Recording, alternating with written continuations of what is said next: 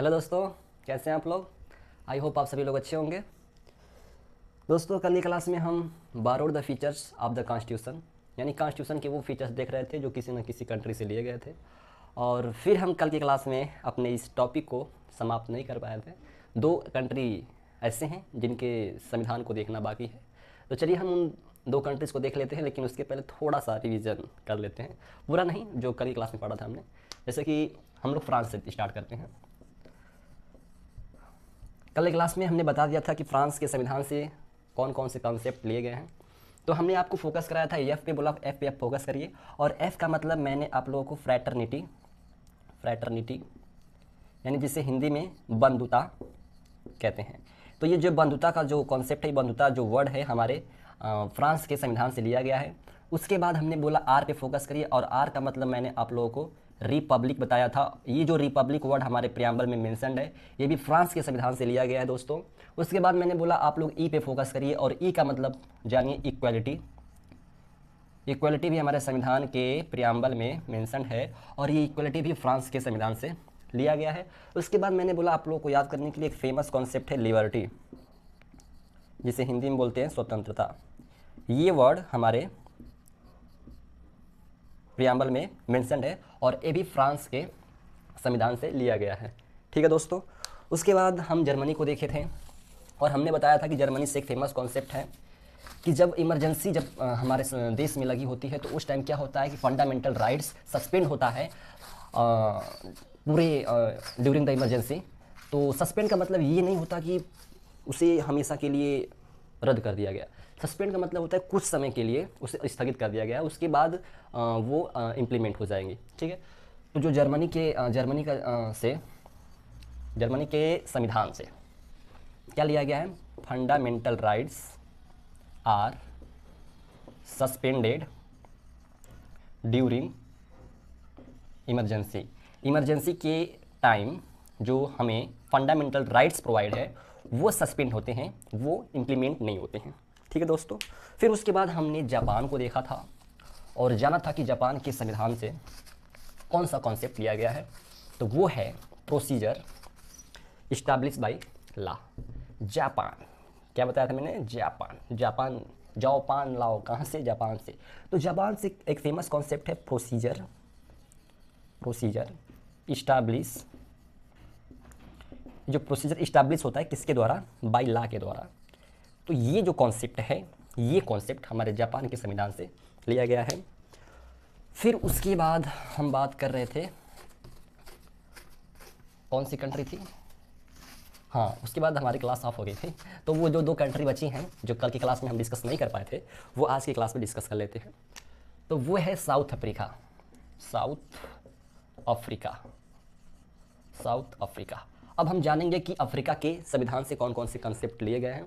तो सबसे पहले आप फोकस करिए यूं ए पे फोकस तो कर सकते हैं ना। ए का मतलब समझिए आप अमेंडमेंट जानते हैं कि नहीं, संशोधन। अमेंडमेंट जानते हैं कि नहीं, संशोधन। आपको पता होगा कि हमारे संविधान में संशोधन का प्रावधान दिया गया है, और आर्टिकल 368 क्या बताता है, संशोधन के बारे में बताता है। ठीक है दोस्तों। तो ये जो अमेंडमेंट का कॉन्सेप्ट है वो साउथ अफ्रीका के संविधान से लिया गया है। अब अमेंडमेंट करने के लिए आपने पढ़ा होगा, अगर नहीं पढ़ा होगा तो आगे की क्लास में हम पढ़ेंगे। अमेंडमेंट करने के लिए 2/3 ऑफ मेजॉरिटी की आवश्यकता होती है। 2/3 मेजॉरिटी की आवश्यकता होती है। तो हम जानेंगे कि ये 2/3 मेजॉरिटी का कॉन्सेप्ट जो हमारे संविधान में मेंशन है वो किस देश के संविधान से लिया गया है। तो वो अपने साउथ अफ्रीका के संविधान से लिया गया है। अब हम एक बात कर लेते हैं यहीं पे, इलेक्शन ऑफ मेंबर्स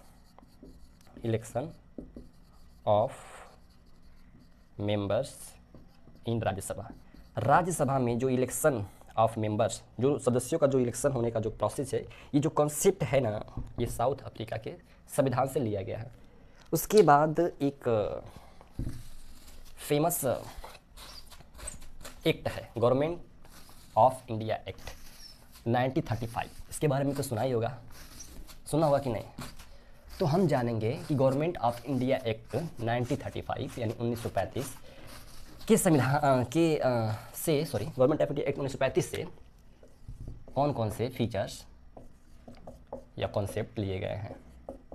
तो बहुत सारे कॉन्सेप्ट लिए गए हैं इससे, लगभग 80% जो कॉन्सेप्ट है इसी से लिए गए हैं। लेकिन हम कुछ जो प्रमुख हैं, जो मेन हैं, उन कॉन्सेप्ट को देखेंगे। तो मेन कॉन्सेप्ट में आता है सबसे पहले आपका फेडरल स्कीम। हमारे संविधान में फेडरल स्कीम का प्रावधान है और ये जो फेडरल स्कीम का प्रावधान है ये गवर्नमेंट ऑफ इंडिया एक्ट से ही लिया गया है। उसके बाद ऑफिस ऑफ गवर्नर, अपने यहाँ ऑफिस ऑफ गवर्नर, आपको पता है कि अपने यहाँ गवर्नर का भी पद है, ये भी कॉन्सेप्ट कहाँ से लिया गया, गवर्नमेंट ऑफ इंडिया एक्ट 1935 से लिया गया। उसके बाद इमरजेंसी, अपने यहाँ इमरजेंसी लगती है, पता है कि नहीं, 3 प्रकार की इमरजेंसी है, इमरजेंसी लगती है ना, ये इमरजेंसी का कॉन्सेप्ट भी गवर्नमेंट ऑफ इंडिया एक्ट 1935 से लिया गया। उसके बाद इंडिपेंडेंट जुडिशरी, मैंने बताया था कि यूएसए से लिया गया, लेकिन जो जुडिशरी का जो कॉन्सेप्ट है ये गवर्नमेंट ऑफ इंडिया एक्ट 1935 से लिया गया।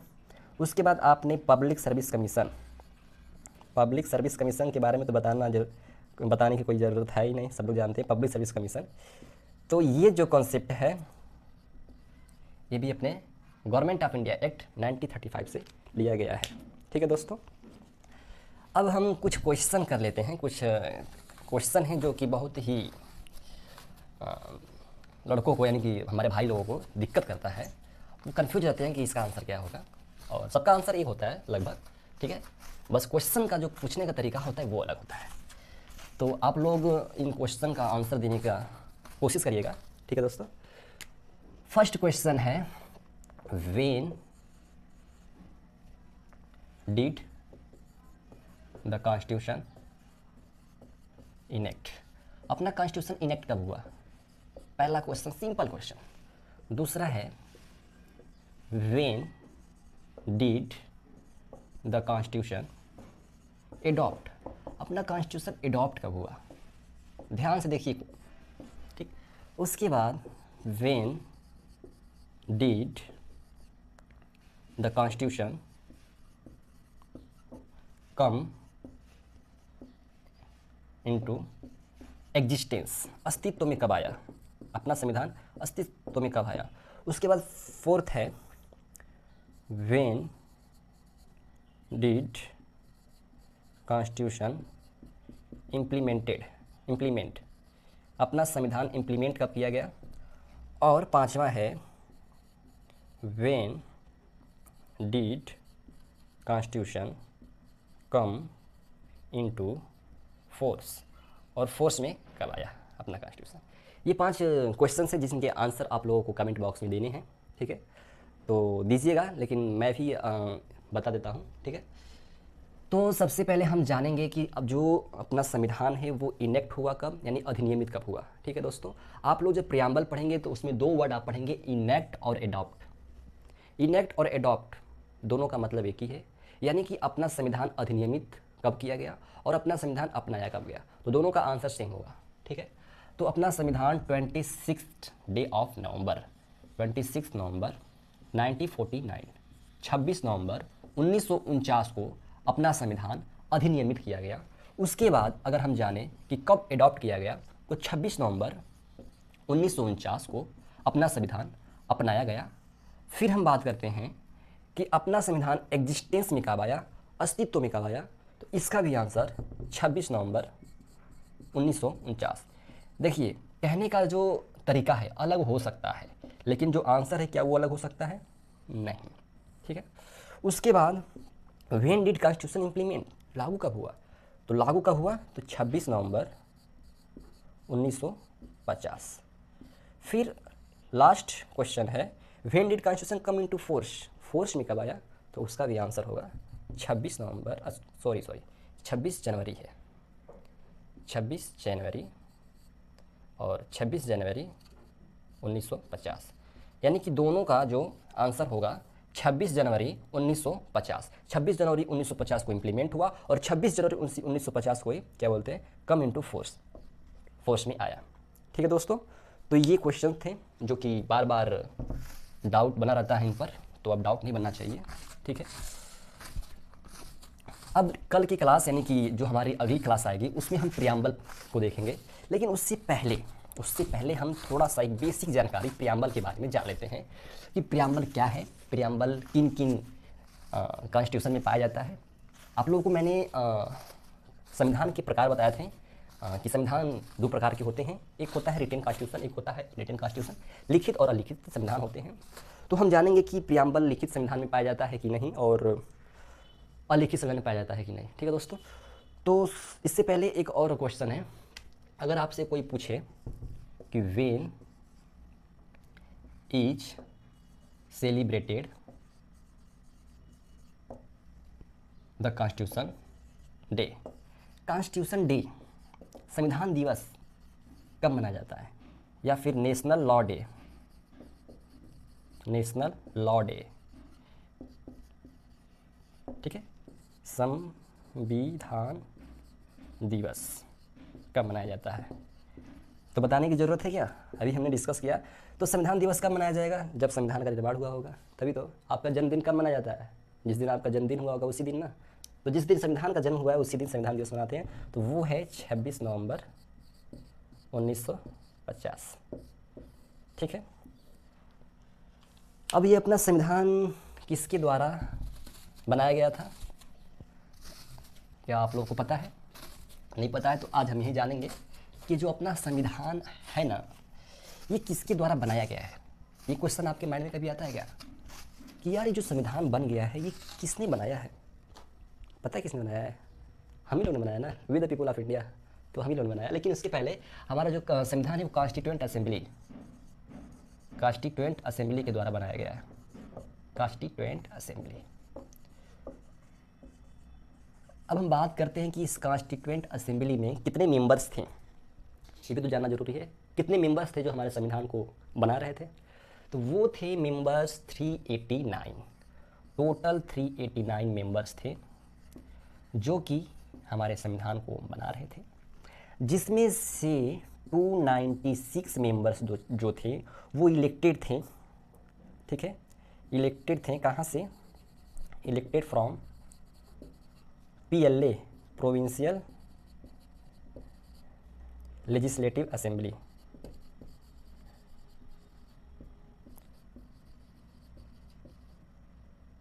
ठीक है, उसके बाद जो 93 मेंबर्स थे वो नॉमिनेटेड थे। कहाँ से नॉमिनेटेड थे?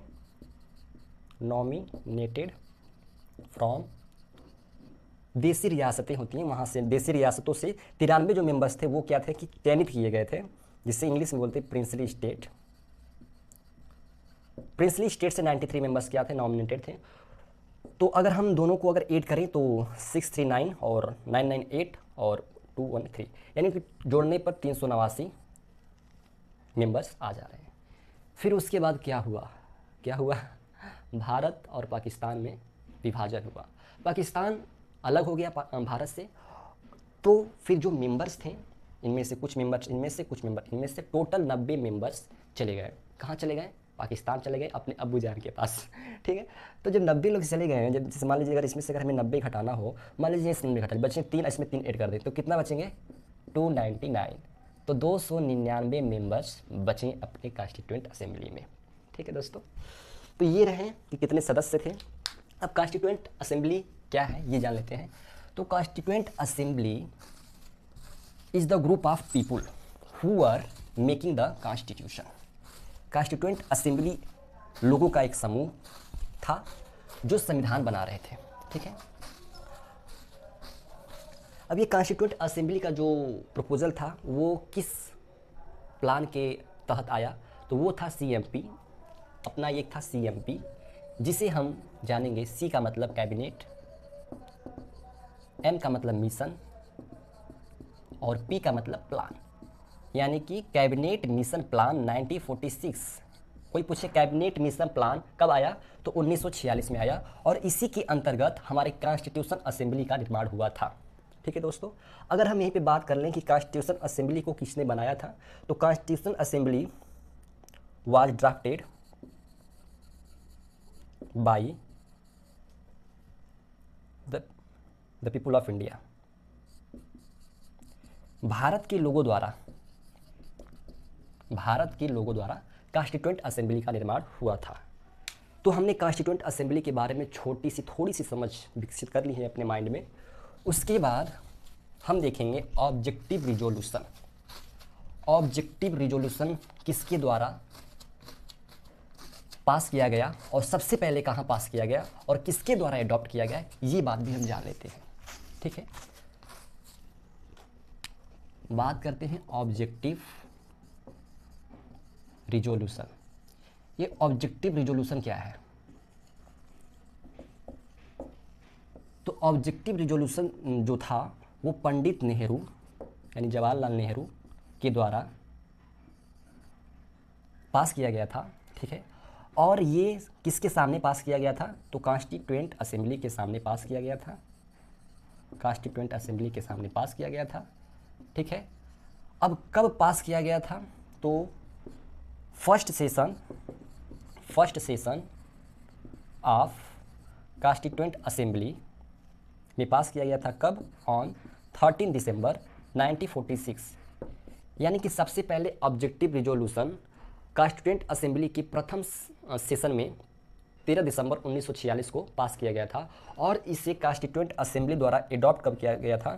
तो adopted by constituent assembly on 22 Jain 1947। यानी कि 22 जनवरी 1947 को ऑब्जेक्टिव रिजोल्यूशन को कॉन्स्टिट्यूएंट असेंबली के द्वारा एडॉप्ट किया गया था।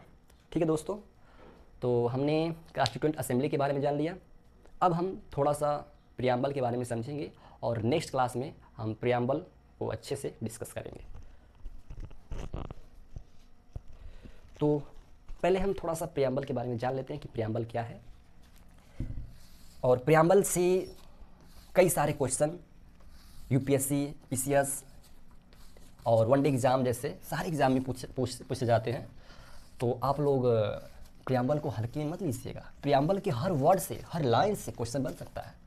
हर वर्ड, हर लाइन से, जो हमने अभी एडॉप्ट और इनेक्ट के बारे में पढ़ा, ये भी प्रियम्बल से ही क्वेश्चन बना है। ठीक है दोस्तों, संविधान दिवस कब मनाया था, ये भी प्रियम्बल से ही बना है। लागू कब किया गया, ये भी सब प्रियम्बल से क्वेश्चन बन जाता है दोस्तों।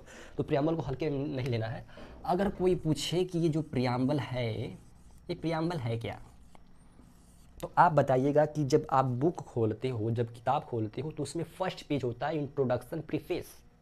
बुक का पेज खोलोगे तो देखिए उसमें पहला पेज होगा इंट्रोडक्शन या प्रीफेस। ठीक है, यानी उसमें बुक के बारे में बताया गया होता है कि बुक का क्या उद्देश्य है। उसमें उद्देश्य बताया गया होता है ना, बुक में क्या चीज़ें लिखी है। अगर आप प्रीफेस इंट्रोडक्शन पढ़ेंगे तो आप बुक के बारे में कुछ नॉलेज, कुछ जानकारी समझ जाएंगे। उसी प्रकार जो प्रियम्बल है, जब आप कॉन्स्टिट्यूशन की प्रियम्बल को पढ़ेंगे तो आप कॉन्स्टिट्यूशन के बारे में छोटी सी समझ जान जाएंगे प्रियम्बल का कॉन्स्टिट्यूशन का उद्देश्य क्या है, कॉन्स्टिट्यूशन कहना क्या चाहता है। ठीक है दोस्तों, जैसे मान लीजिए आप नौकरी पा गए और आपका शादी का प्रपोजल आ रहा है। आपके मामा आए, बोले बेटा देखो ये एक लड़की है। तो आप बोले मामा मेरे पास टाइम नहीं है, आप एक काम करो कि उसका बायोडाटा मेरे पास सेंड कर दो फ़ोटो के साथ। आपने फ़ोटो देखा और जब उसकी बायोडाटा को पढ़ा, बोला कि अच्छा ये तो बीए की है, बीएड की है, अच्छा ये की है, वो की है, लिखा है कि लड़की सुंदर, सुशील, व्यवहारिक है। आपको अनुमान लग रहा है कि हाँ लड़की कैसी है, सुंदर, सुशील, व्यवहारिक हो। तो बाद में पता चलेगा कितना सुंदर, कितना सुशील, कितना व्यवहारिक है। लेकिन जब आप उसकी बायोडाटा पढ़ेंगे तो कुछ तो आपको जानकारी उस लड़की के बारे में मिल जाएगी, आपका टाइम बचेगा ना। तो ये होता है। अब ऐसे जाओगे, पता कर देखोगे, आएगी, उसके बाद बात करोगे तो ज़्यादा टाइम लग जाएगा। और आप तुरंत लाए, बायोडाटा पढ़े, हाँ जान गए कि लड़की कैसी है, क्या करती है, और ठीक है। ठीक है, तो ये होता है प्रियम्बल का मतलब। यानी preamble is the introduction of the constitution. Constitution का इंट्रोडक्शन है।